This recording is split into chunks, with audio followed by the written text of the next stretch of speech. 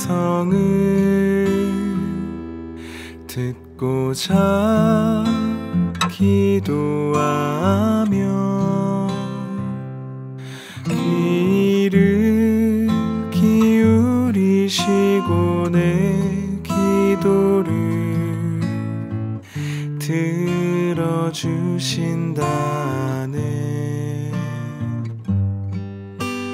깊은 웅덩이와 수렁에서 끌어주시고 나의 발을 반석 위에 세우시사 나를 튼튼히 하셨네.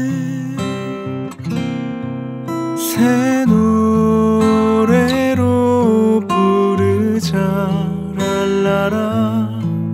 하나님께 올릴 찬송을 새 노래로 부르자.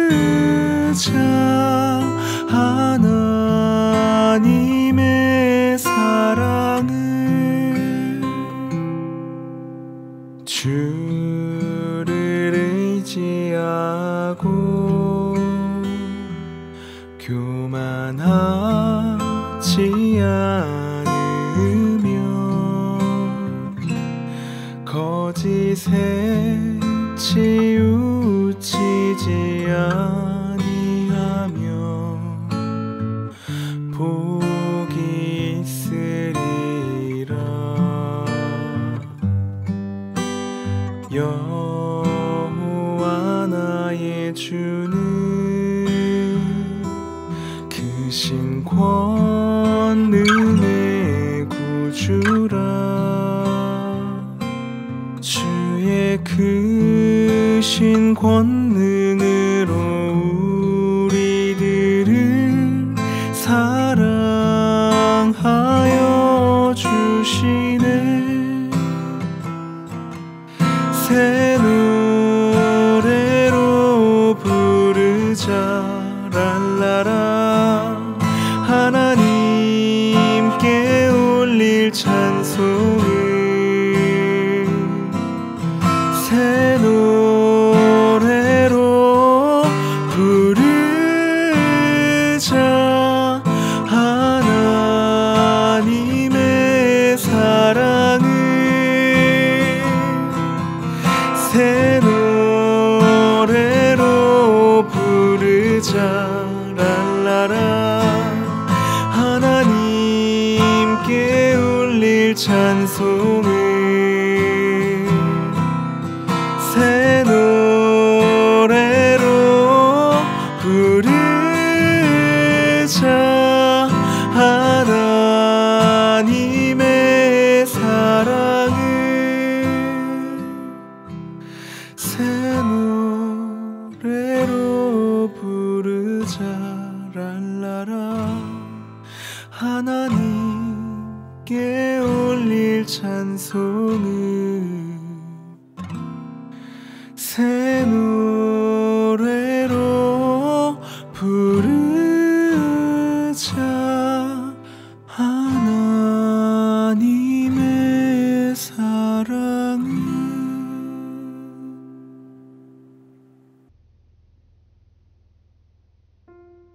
창세기 26장 19절부터 22절까지 말씀입니다.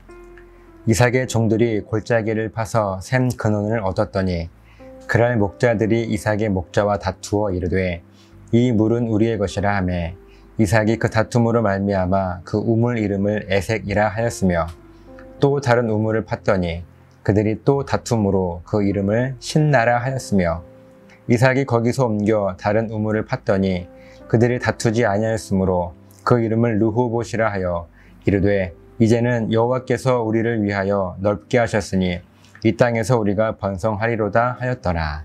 아멘.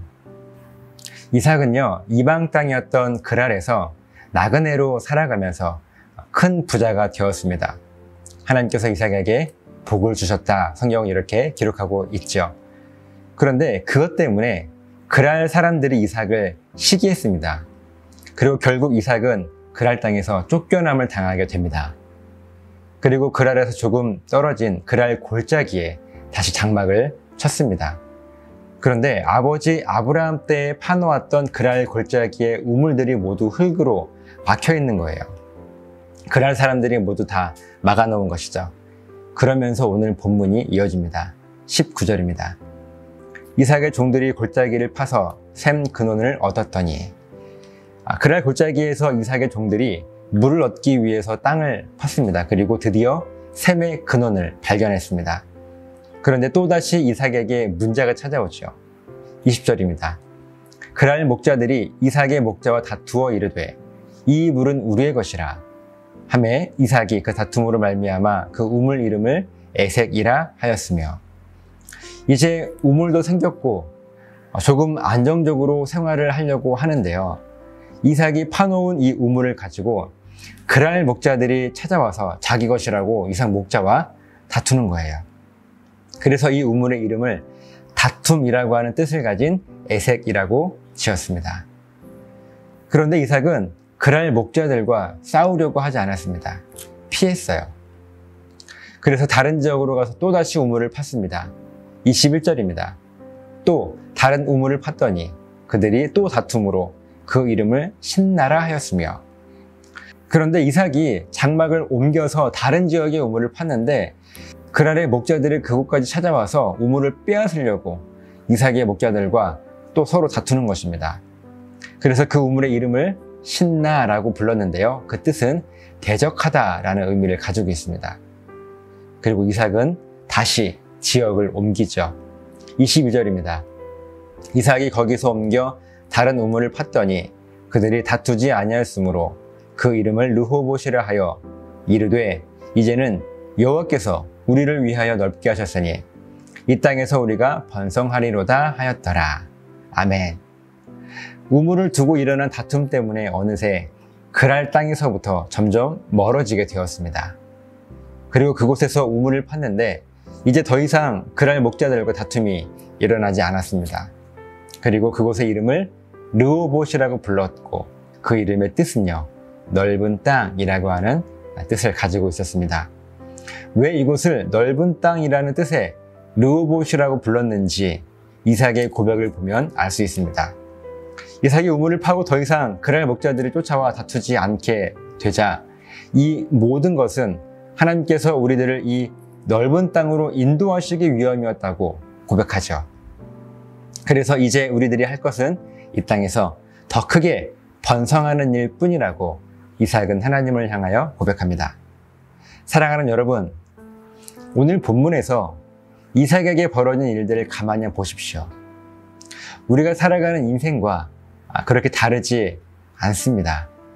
때로는 내가 열심히 준비하고 계획한 일을 누군가가 가로채가는 일도 있고 그렇게 억울한 일을 당하기도 합니다.